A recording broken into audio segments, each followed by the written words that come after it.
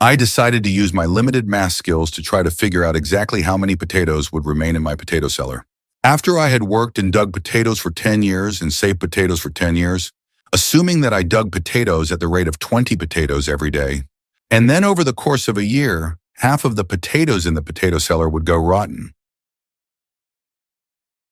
As I contemplated the task before me in trying to figure out the exact number of potatoes I would need in my potato cellar, after allowing for losses, I determined that would just be too much to try to do in my head. So, I invented the spreadsheet. In order to figure all this out, I decided that I needed to keep track of several things. I needed to keep track of the year that I worked, the number of potatoes that I dug during the year, the number of potatoes that go bad during the year, and the total number of potatoes left in the cellar. I will need to do calculations for each of the 10 years that I plan to work digging potatoes so I can save for my retirement. Now, the number of potatoes that I can dig for savings every year is equal to 20 potatoes a day times 365 days a year. So that's 7,300 potatoes during a year. And I'm going to do that for 10 years. So we'll drag this out. And so I'm now digging 7,300 potatoes every year. Now, the number of potatoes that will go bad each year is a function of how many potatoes are in the potato cellar and how many new potatoes are added during the year. And now, in the first year, the math is pretty simple. Basically, we're going to lose half the potatoes we dug. So the number of potatoes that go bad will be equal to the number we dug, which is 7,300 divided by -2. So basically, we're going to lose 3,650 potatoes. So at the end of the first year, we should have potatoes in the cellar that are equal to $7,300 that we dug, plus the losses, which are negative, of 3,650. So basically, we have 3,650 potatoes left in the cellar. At the end of the first year, now the potato accounting in the second year is a little more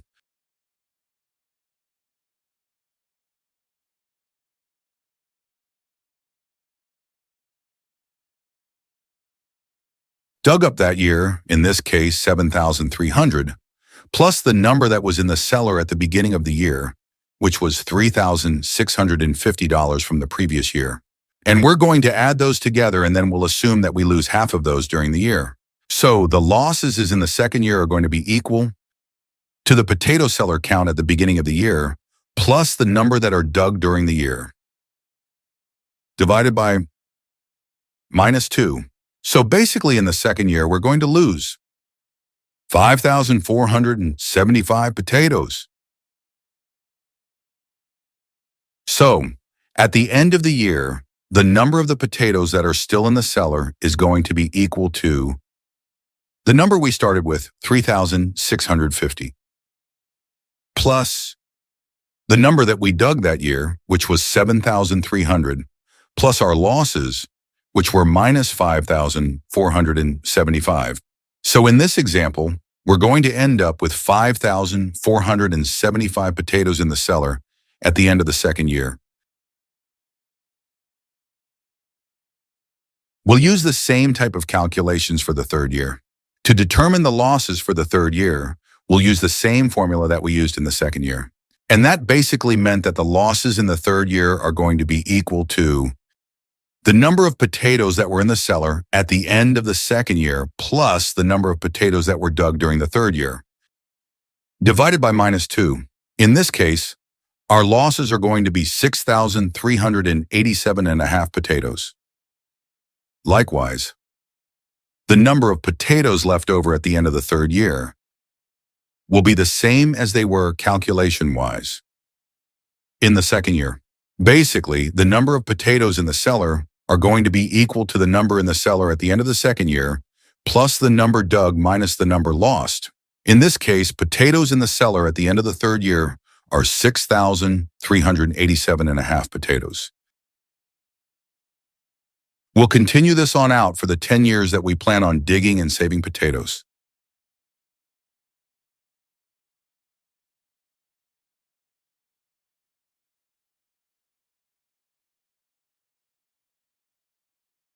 This math exercise was very revealing.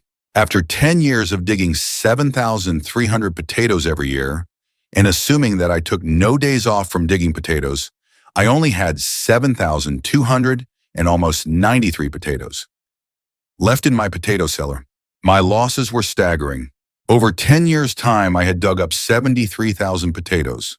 But over the 10-year period of time, because I live in a primitive society and I cannot preserve the potatoes that are in the potato cellar, I lost 65,707 potatoes. Again, after 10 years of hard work, I only have 7,293 potatoes in my savings account. I need to eat 10 potatoes every day to stay healthy and to stay happy. There are 365 days in the year, so I need to eat 3,650 potatoes every year. That means that if I divided the number of potatoes I have saved by 3,650 potatoes a year, I have slightly less than 2 years' worth of potatoes saved up. This outcome is not good. After working extremely hard 14 hours a day for 10 years without a single day off, my retirement savings account is only 1/5 as large as it needs to be in order to support me for 10 years in retirement. Furthermore, it is occurring to me that I'm not even taking into consideration the fact that the potatoes in my cellar, at the day that I start retirement, will continue to go bad at the rate of approximately half of the remaining potatoes every year.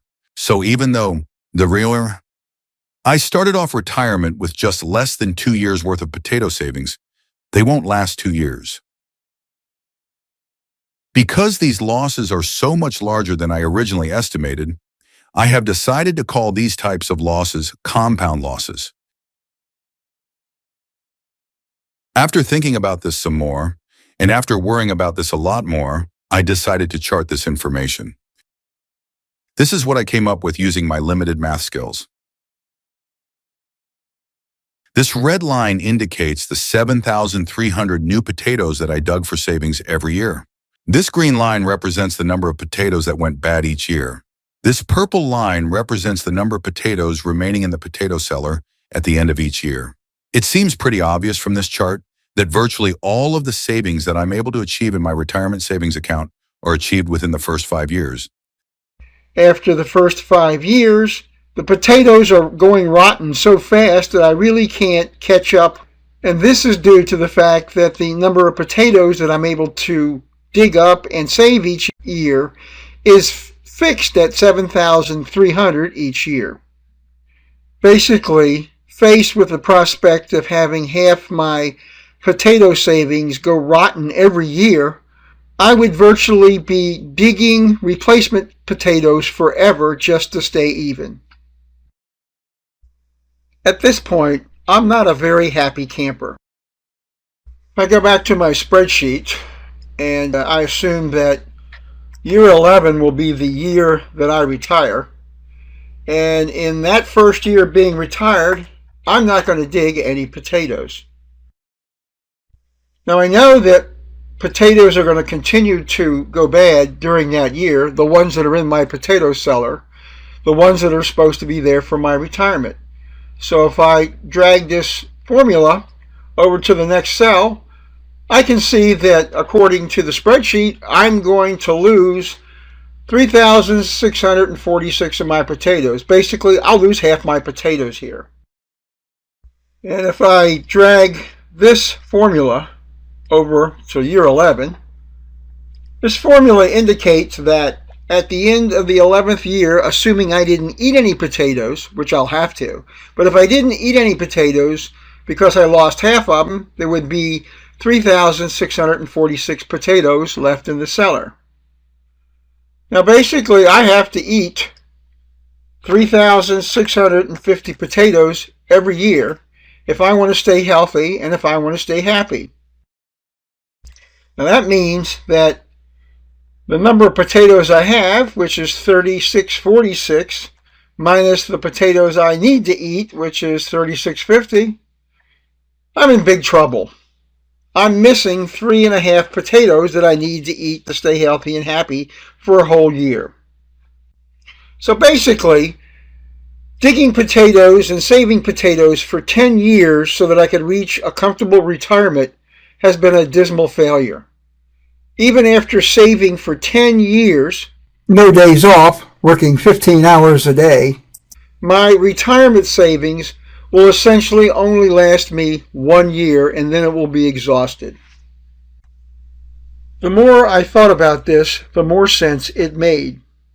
My entire retirement savings account consists of raw potatoes stored in a hole in the ground. In Mother Nature, raw potatoes do not last forever. The longer you keep them around, the older they are, and the faster they will rot. So it looks like that if I'm ever going to achieve my dream of being able to retire from potato digging after 10 years and live for 10 years in retirement off the savings that I have accumulated, I'm going to have to do something different. To review, I'm already digging potatoes in one of the richer parts of the potato patch. I am also digging potatoes 15 hours a day just so I can make up with the losses that I am incurring. Exploring for a richer potato field doesn't make any sense. And I certainly can't push myself to work more than 15 hours a day. I'm already exhausted. Let's reflect on my situation. I'm a caveman. I'm the only caveman in the universe as far as I know.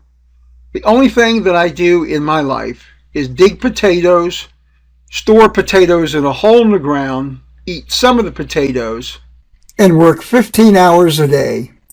I dig potatoes in the richest part of my potato patch. If I do this for 7 days a week, 15 hours a day, for 10 years straight, I'll only have enough unrotted potatoes in my potato cellar to let me take 1 year off in retirement.